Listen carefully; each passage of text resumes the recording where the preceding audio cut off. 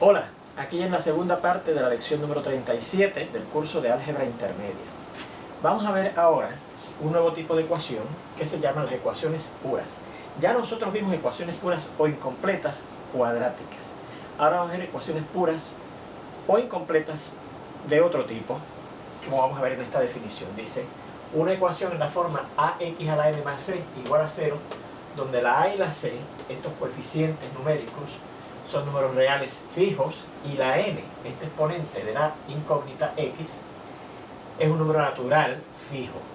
Si es así, pues se llama una ecuación pura o incompleta en la incógnita x de grado n. Por ejemplo, ya vimos nosotros, fíjense que esa es la misma forma de la ecuación cuadrática incompleta, ¿verdad? Y si la n, claro, es 2, pues es una ecuación pura o incompleta en la incógnita x de grado 2, o cuadrática, que fueron las que vimos, ¿verdad? Y vimos cómo se resolvía. Ahora, si la n, si ese exponente fuera un número racional que no sea entero, o sea, que fuera fraccionario, constante, claro, o si la n es un número entero negativo, constante, la ecuación se va a llamar simplemente una ecuación pura con incógnita x, no pura con tal grado, ¿verdad? En la incógnita x. ¿Por qué será esto así?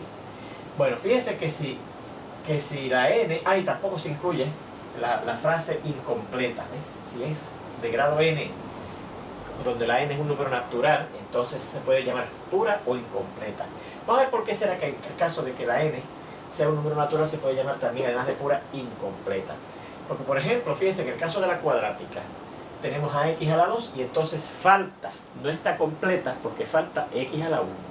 Si fuera de grado 3, falta el de grado 2, el término de grado 2 y el término de grado 1, ¿ves? Está incompleta.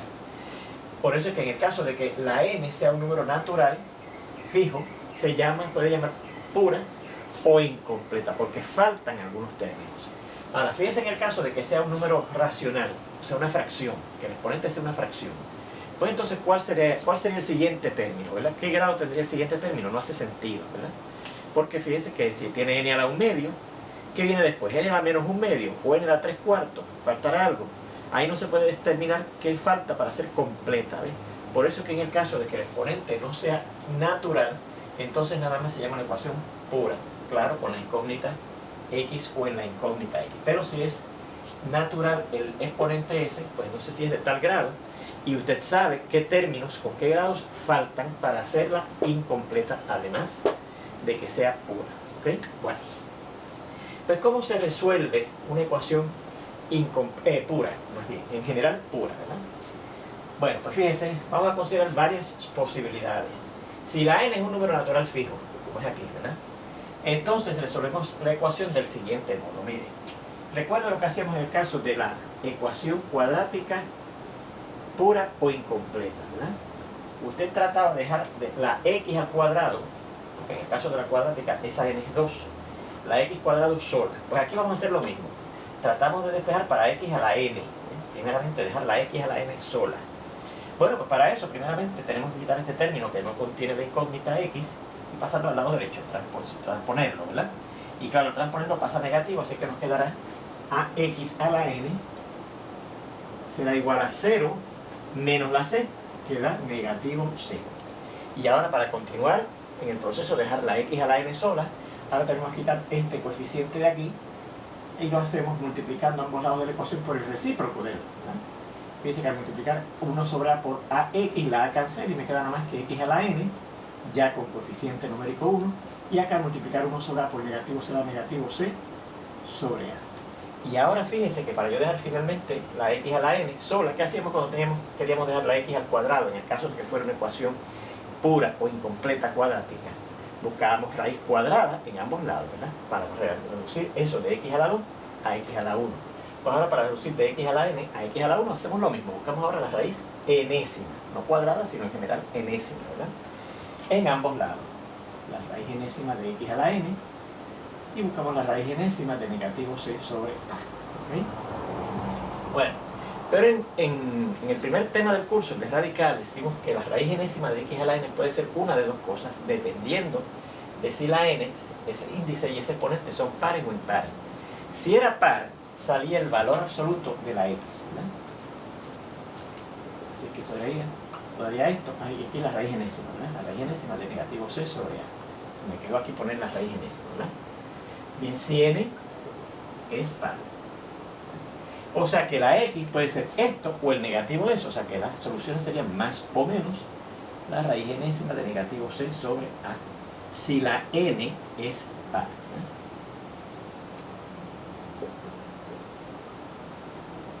Ahora, si la n era impar, la raíz enésima de x a la n sería ya la x sin valor absoluto, ¿verdad que sí? Así que nos da la raíz enésima de lo que está acá, negativo c sobre a. Y esta será la solución si la n es impar. ¿Okay? Así que ahí tendríamos cómo se resuelve una ecuación pura o incompleta de grado n. Y si la n, claro, es un número natural fijo, o sea, por eso es que podemos decir que es de grado tal. Bien, ¿qué pasará en el caso de que la n sea, como dice aquí al final, un número entero negativo? ¿Okay? Vamos a indicar eso ahora. Si la n es un número entero negativo fijo, una constante, quiere decir eso, ¿verdad? Entonces, eso quiere decir, por ejemplo, que la n puede ser negativo 2, ¿verdad que sí? O la n podría ser negativo 3, o la n podría ser negativo 15, etc. La cuestión es que fíjense que la n va a ser el negativo de un número natural. Por ejemplo, si es negativo 3, el negativo del 3 que es natural, ¿verdad que sí? Pues entonces podemos decir que entonces podemos escribir o podemos expresar la n como el negativo de cierto número natural, ¿verdad? Fijo. Porque fíjense que la n también es fija, así que esta m, cuyo negativo es la n, para ser un número entero negativo, tiene que ser también fijo, ¿verdad? Esa n. Bien, luego, la ecuación se transforma en vez de ax a la n más c, pues ax a la, en vez de n menos m más c igual a 0, al sustituir por n, ¿verdad? En vez de n ponemos lo que es n, que es el negativo de cierto número natural n. ¿Okay? Vamos a seguir acá.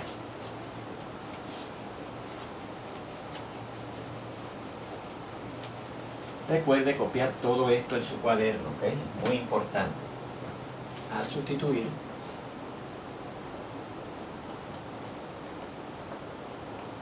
por n, ¿ok? Y resolvemos del siguiente modo.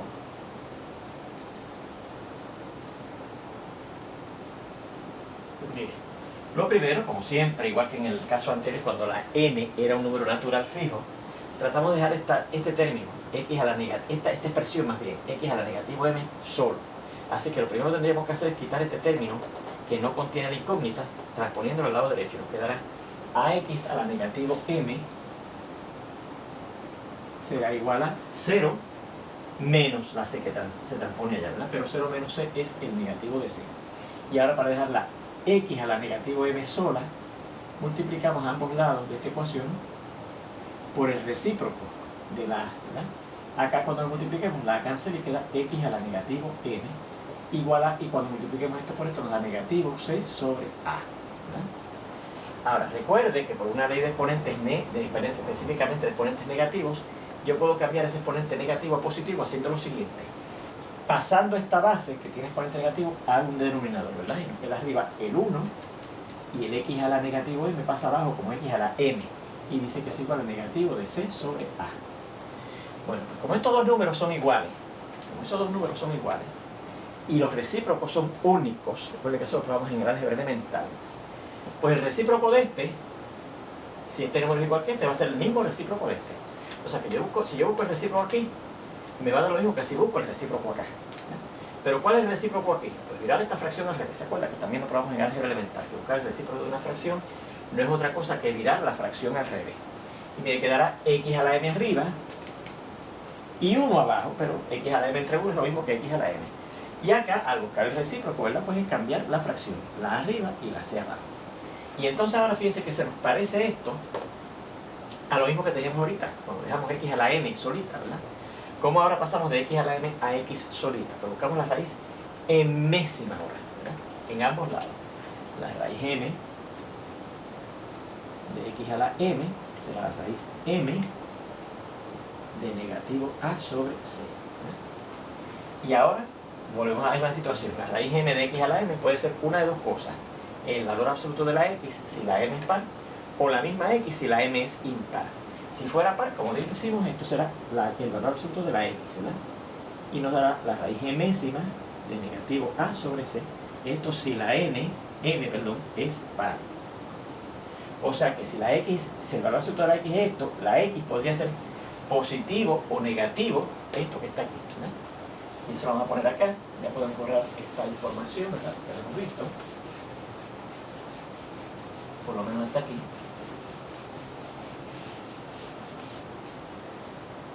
Así es que, x podrá ser más o menos eso, la raíz enésima de negativo a sobre c.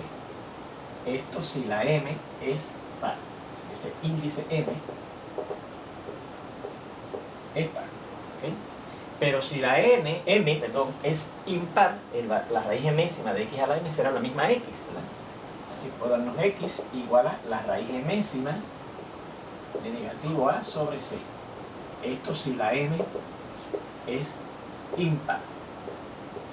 Y esa definitivamente sería la solución entonces si la m es impar. Así que fíjense cómo es que se resuelven ecuaciones puras o incompletas para exponentes naturales, en el caso de que sea pura o incompleta, y en el caso de que sean exponentes enteros negativos, ¿verdad? Ahora, fíjense que la n pudiera ser un número fraccionario, ¿verdad? Cualquier número racional que no sea entero, constante, ¿verdad? En ese caso van a haber dos situaciones. Si la n fuera un número, vamos a decir así, fraccionario positivo que no sea entero, o sea que no sea natural, entonces esa n tiene esta forma, tiene la forma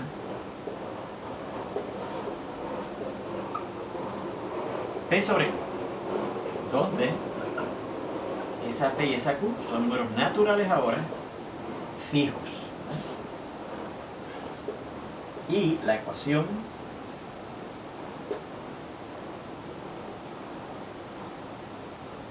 pura, original,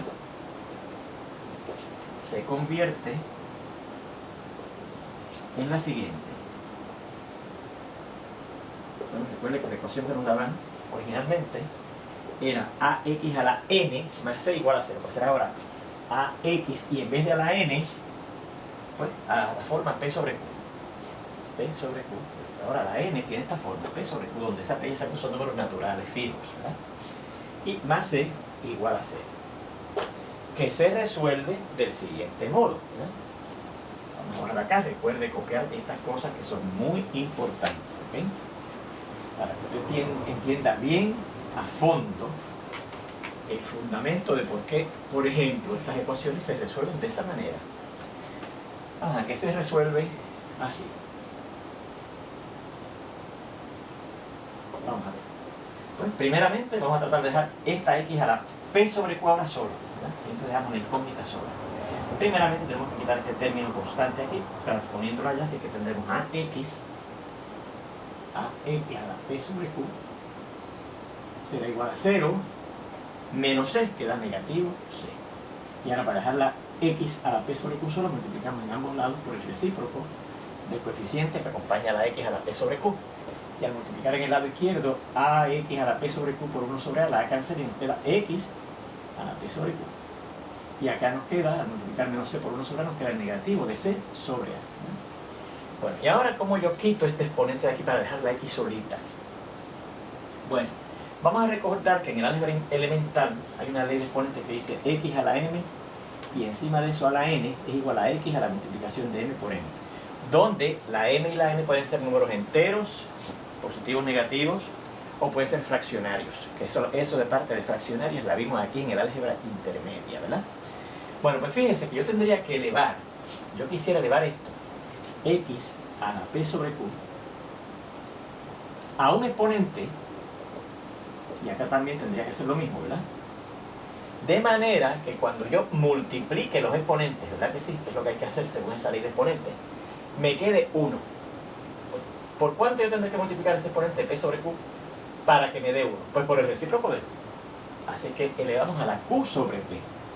A la q sobre p, ¿verdad? Y acá también a la q sobre p. Porque si aquí elevo a la q sobre p, como estas dos cosas son iguales, pues es lo mismo que sustituir, en vez de esto, poner esto, también elevado a la q sobre p, ¿verdad? ¿Qué nos da en el lado izquierdo? Vamos a borrar esto, porque eso fue recordando la ley en que se basaba eso, ¿verdad? ¿Qué nos va a dar en el lado izquierdo? Pues miren, en el lado izquierdo nos va a dar la multiplicación de esos x a la multiplicación de este exponente p sobre q por este exponente q sobre p. Y acá, claro, tenemos negativo c sobre a la q sobre p. Y entonces en el lado izquierdo, fíjense que se cancelaría la q con la q y la p con la p. ¿Verdad que sí? La q con la q y la p con la p. Pero fíjense que ese es el mismo denominador que tiene acá, o sea que acá, recuerde que también un exponente fraccionario indica que usted va a buscar la raíz p de esta cantidad a la q. Así que acá yo voy a cancelar la q y a pesar de que podría cancelar la p, no la voy a cancelar. La voy a dejar expresada como x a la p sobre p. P sobre p. Y acá tenemos menos c sobre a elevado a la q sobre p. Y entonces esto yo lo veo que es la raíz p de x a la p. ¿Verdad que sí? Y dice que esto es igual a negativo c sobre a la q sobre p. ¿Ok? Fijan, x a la p, ¿verdad? La raíz x a la p sobre p es lo mismo que la raíz p de x a la p por definición de exponente fraccionario, ¿se acuerdan? Que lo vimos aquí al principio del curso cuando estudiamos radicales, ¿verdad? Y entonces, ¿qué tenemos aquí? Raíz p de x a la p, pues también tenemos la misma situación de ahorita. La raíz p de x a la p puede ser o el valor absoluto de x, si esa p es positiva, o la x, si esa p es, perdón, si es positiva, si esa p es par, o la x, si esa p es impar, ¿no? Así que puede darnos el valor absoluto de la x igual a negativo c sobre a elevado a la q sobre p, si la p es par. ¿Okay? Así que si el valor absoluto de la x es esto, la x puede ser más o menos esto que está acá.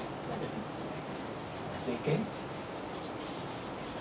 finalmente tenemos lo siguiente, que la x puede ser más o menos lo que está acá, el negativo de c sobre a elevado a la q sobre p, si la p es par.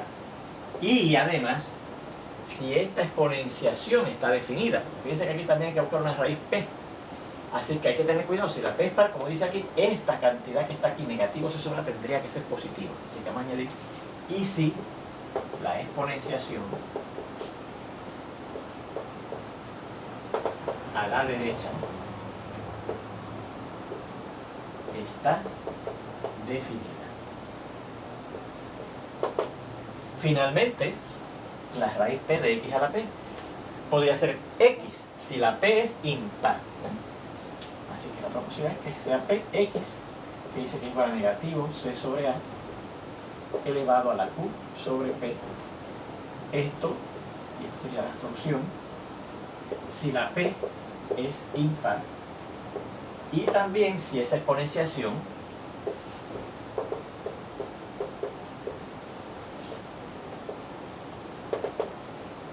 en el lado derecho está definida. Muy bien, así que ahí tendríamos la solución de esa ecuación pura si el exponente fuera un exponente fraccionario positivo. Lo último que nos falta ver es si la n fuera un exponente fraccionario negativo. ¿Okay? Finalmente,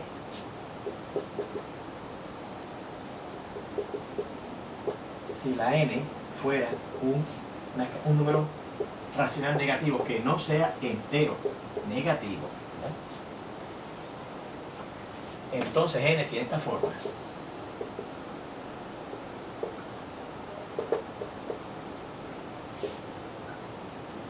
negativo una fracción negativa. Y la ecuación pura se convierte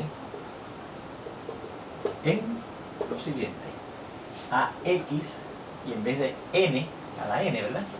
Como la n de esta forma, pues a la negativo p sobre q más c igual a 0 al sustituir por la n, ¿verdad?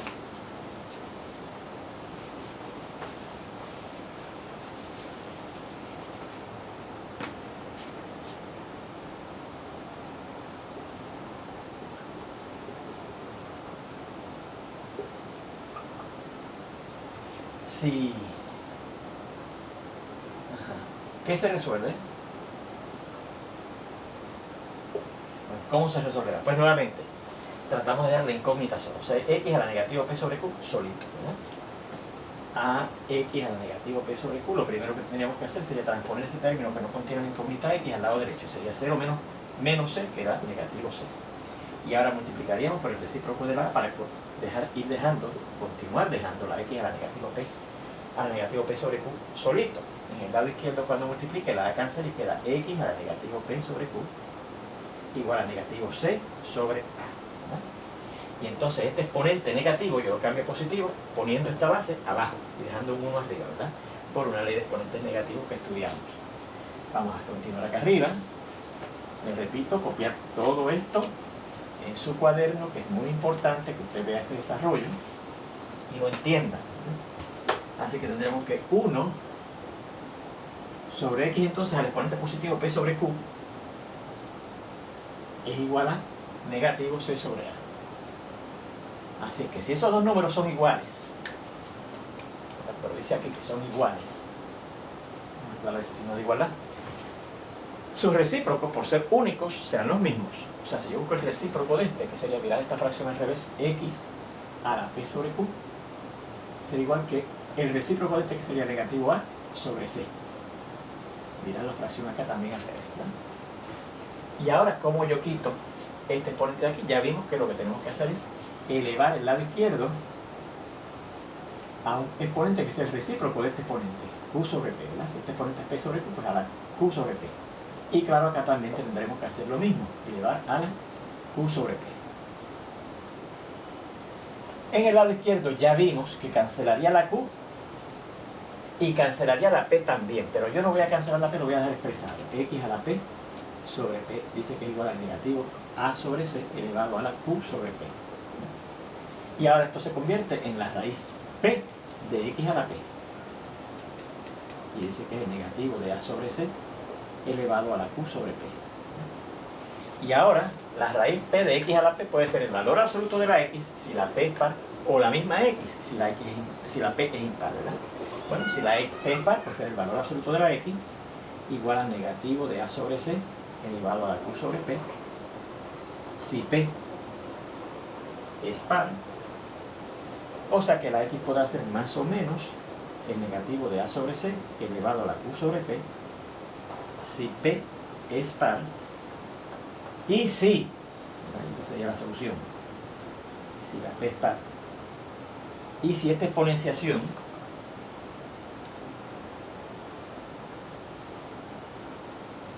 está definida.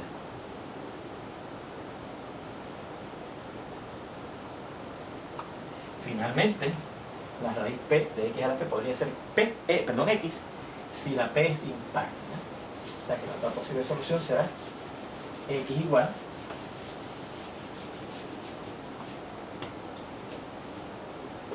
a negativo a sobre c elevado a la q sobre p si p es par y si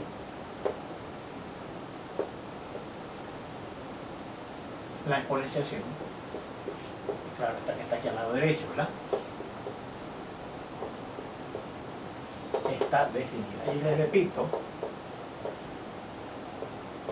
que esa exponenciación está definida, se refiere a que como aquí tenemos esto elevado a un exponente fraccionario y este exponente fraccionario se convierte en la raíz p de esto elevado a la q, si esa p es par, perdón, aquí es impar, ¿verdad?